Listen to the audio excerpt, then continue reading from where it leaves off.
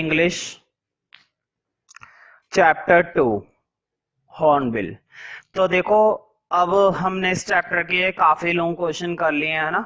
अब इस चैप्टर में हमारा आखिरी लॉन्ग क्वेश्चन बचा हुआ है, तो थोड़ा और ध्यान से करेंगे क्योंकि ये भी इम्पोर्टेंट है। तुम्हें मालूम है इस पूरी कहानी में सबसे इम्पोर्टेंट रोल किसने प्ले करा है? नरेटर ने, जो कि एक बिजनेसमैन था। उसने एक बिजनेसमैन होकर भी कितना बढ़िया कैप्टन का रोल यहाँ पर प्ले करा है। तो एक कैरेक्टर स्केच तो बनता ही है उसके बारे में, है ना। पेपर में कई बार नरेटर का कैरेक्टर स्केच आ चुका है और उसमें ये भी बताया गया है कि जिस तरह से उसने कहानी में अपना रोल प्ले करा है, आप उसके बारे में क्या कहेंगे? मतलब आपकी क्या वो है छवि उस व्यक्ति के बारे में, ठीक है। आपको क्या इंस्पिरेशन मिलती है? तो क्वेश्चन देखते हैं ज्यादा समय वेस्ट ना करते हुए। What impression do you form? आपकी क्या अभिवृत्ति है? इंप्रेशन का मतलब होता है अभिवृत्ति। आपकी क्या अभिवृत्ति है नरेटर के बारे में? मतलब आप क्या सोचते हैं, आपका क्या विचार है ना। आपका क्या विचार है लेखक के बारे में? On the basis of reading, इस कहानी को पढ़ने के बाद, we are not afraid to die if we can be together, ठीक है, कि हम मरने से डरते नहीं अगर हम सब एक साथ हैं। तो आप क्या कहेंगे? तो तुम तो भाई सीधी बात है, हमने स्टोरी पढ़ ली। हमें तो यही लगता है कि जो 37 वर्ष का बिजनेसमैन था वो एक कमाल का कैप्टन था। वो एक बुलंद हौसले वाला व्यक्ति था जो कभी हार नहीं मान सकता था। उसका हौसला और उसके मन की इच्छा और उसकी मेहनत बहुत ही कामयाब है, जिसकी वजह से वो एंड में खुद को और अपने परिवार को जिंदा बचा पाया। मतलब अकेला नहीं, सभी लोगों ने मेहनत करी लेकिन उसने हौसला नहीं छोड़ा। 37 वर्ष के ओल्ड बिजनेसमैन ने बिल्कुल भी हौसला नहीं छोड़ा। The narrator, a 37-year-old businessman, was a lover of adventure।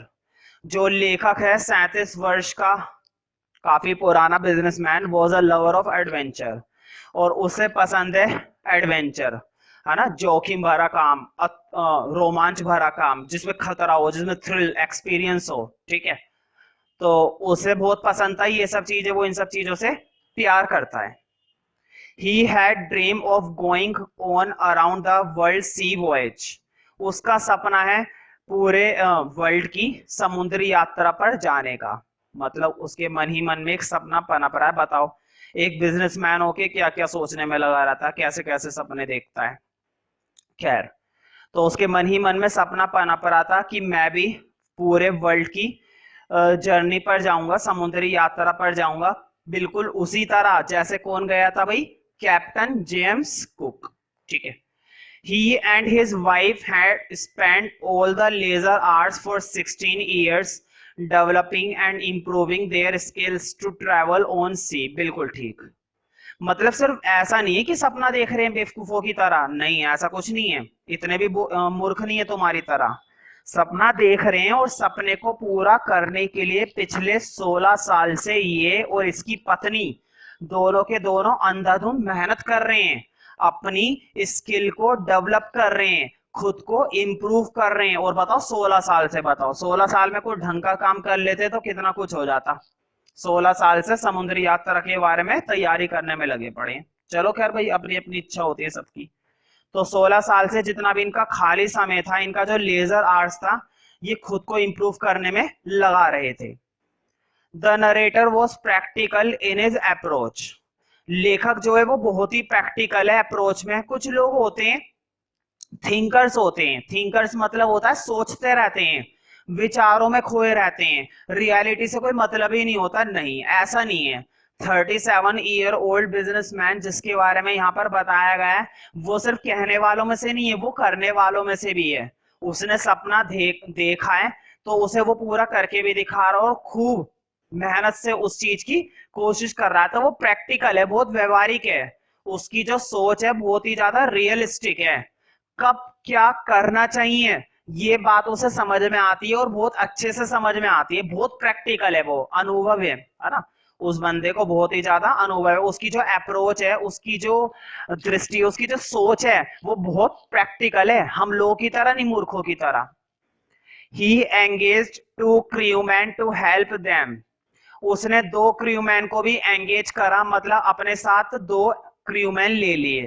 Crewman उन्हें कहते हैं जैसे समुद्री यात्रा पर अगर कोई व्यक्ति निकलता है तो उनकी वो हेल्प कर देते हैं क्रूमैन, उन्हें काफी अनुभव होता है, मिल जाते हैं ये रेंट पर, ठीक है, सैलरी देनी पड़ती है ना, है ना, हेल्प कर देते हैं।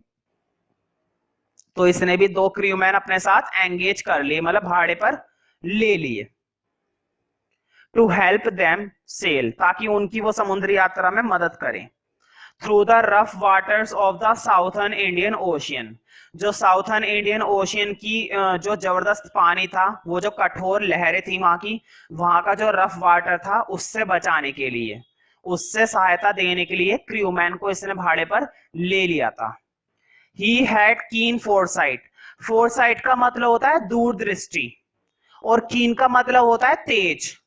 इसकी जो दूरदृष्टि है, मतलब इसकी जो दृष्टि है वो कुछ ऐसी है, आने वाली सिचुएशन का पहले ही मुआयना कर लेती है कि आने वाले समय में क्या दिक्कत होने वाली है, मतलब परिस्थितियों को इतने गौर से देखता है, इतने गंभीर रूप से उस पर सोचता है, विचार करता है कि इसे पूरी पोजीशन का समझ में आ जाता है कि क्या होने वाला है और मुझे क्या करना चाहिए, है ना।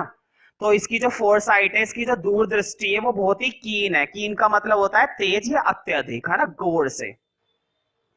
दे made advance preparation to protect the ship, उसने पहले से ही तैयारियां कर ली थी अपने जहाज को बचाने की, एंड पैसेंजर्स, और अपने यात्रियों को बचाने की, जिसमें उसका खुद का परिवार था, अगेंस्ट वायलेंट सी स्टॉर्म्स, किसके खिलाफ, उस अत्यधिक खतरनाक समुद्री तूफान के खिलाफ।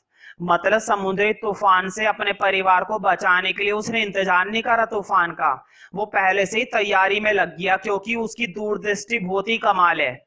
वो पहले से इस बात का अंदाजा लगा लेता है कि किस तरह से तूफान आने वाला है और हमारी क्या हालत होने वाली है।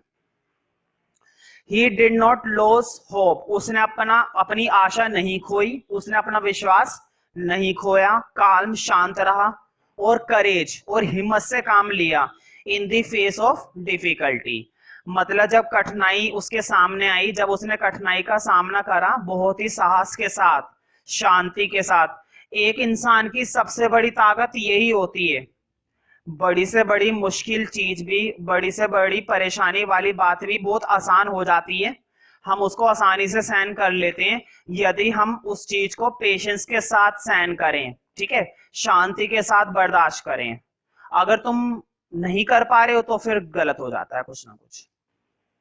तो उसको कोई दिक्कत नहीं हुई फिर।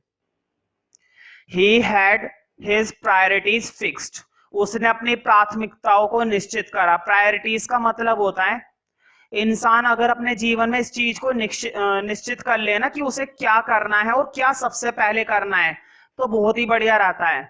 हमें यही नहीं पता चलता कि कौन सी चीज सबसे पहले करे, इसने हर एक चीज को नियम अनुसार करा, जो चीज सबसे पहले करनी चाहिए वो चीज इसने सबसे पहले करी। प्रायोरिटीज का मतलब होता है प्राथमिकता, हमें पहले उसी को प्राथमिकता देनी चाहिए जिसकी ज्यादा जरूरत है, और उसको कम देनी चाहिए जिसकी कम जरूरत है। तो इसने पहले वो काम करे अपने जहाज में, है ना, अपने शिप में, जो ज्यादा जरूरी थे।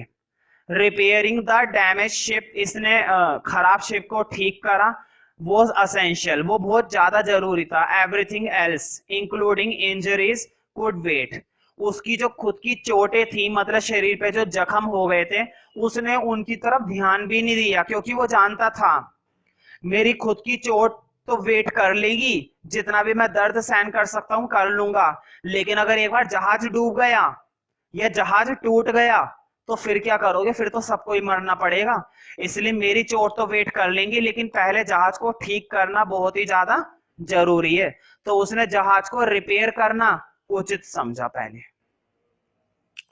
He was resourceful also, और उसके पास रिसोर्स भी बहुत है, ये एक अच्छी बात है ना, उसके पास संसाधनों की भी कमी नहीं थी। जहाज को बचाने के लिए जितने जरूरी संसाधन होने चाहिए, हर एक जरूरी संसाधन उसके पास था, तो कोई दिक्कत भी नहीं हुई। His presence of mind, उसके दिमाग की उपस्थिति ने help them to overcome trouble, उसकी परेशानियों को कम करा। ओवरकम का मतलब होता है कम करना, और ट्रबल का मतलब होता है परेशानियां। He made exact calculations of their position, उसने अपनी स्थिति की गणना करी, and that of the island, और आइलैंड के बारे में पता लगाया। He fixed the course and speed, उसने अपनी गति, अपने कोर्स को, अपने टाइम पीरियड को फिक्स करा, निश्चित करा, मतलब उसने समय का अंदाजा लगाया कि कितनी दूरी पर है, कितना समय लगेगा, ये सब। His self confidence and practical knowledge made him a good captain. उसका खुद के आत्मविश्वास ने और उसके व्यवहारिक ज्ञान ने उसे एक अच्छा कैप्टन बना दिया, और वाकई में वो एक अच्छा कैप्टन था।